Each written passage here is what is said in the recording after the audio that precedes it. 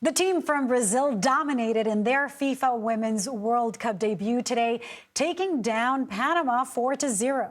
Forward Ari Borges stole the show, delivering the tournament's first hat trick. Meanwhile, Team USA's quest to bring home a third consecutive championship picks up Wednesday when they face off against the Netherlands.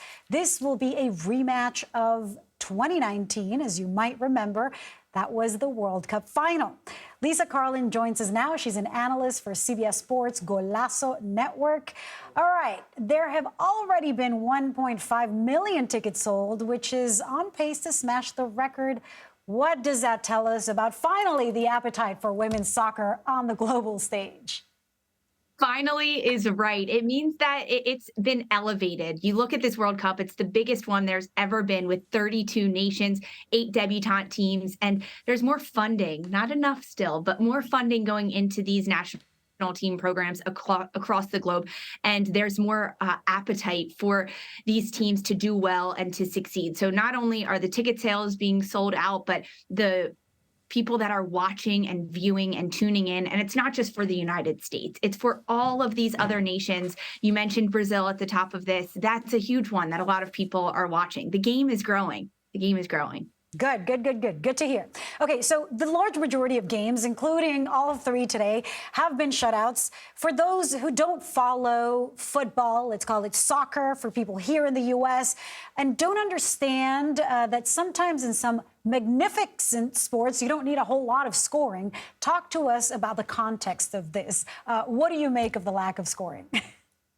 Yeah, honestly, there's a lot of nerves. You have to look at all of the games that we've seen so far, even the 3 that are coming up, are all the first games for these nations in the World Cup. And there's first game jitters. They call it first game syndrome a little bit. And that can be the case where some teams start off slow. You even look at the Netherlands. They only notched 1 goal over their opposition in Portugal. They probably should have had more. Even the United States, some analysts out there would say they probably should have hit down 5, 6, 7 goals. But there's jitters. There's a lot of debutantes in this.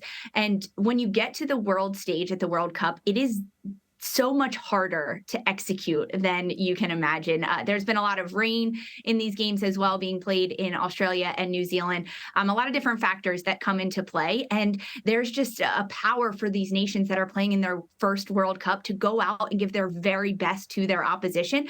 And sometimes other teams come up short. And that's why we've gotten a lot of 0 score lines across the board. I see. Well, let's talk about Team USA. They look good on Friday against Vietnam. What do they need to do to win over in their next game, which is against the Netherlands?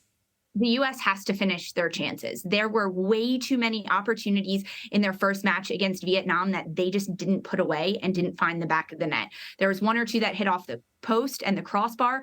Captain Lindsey Horan saying in the postgame that they need to finish their chances. There was a few from her that should have found the back of the net. Not only does goals in these group stage help with goal differential, but it really helps the team's confidence moving forward. Yes, they got 3, they got a shutout, and there was points on the line in the group that they moved forward, but hands down, they need to finish the chances that they're given.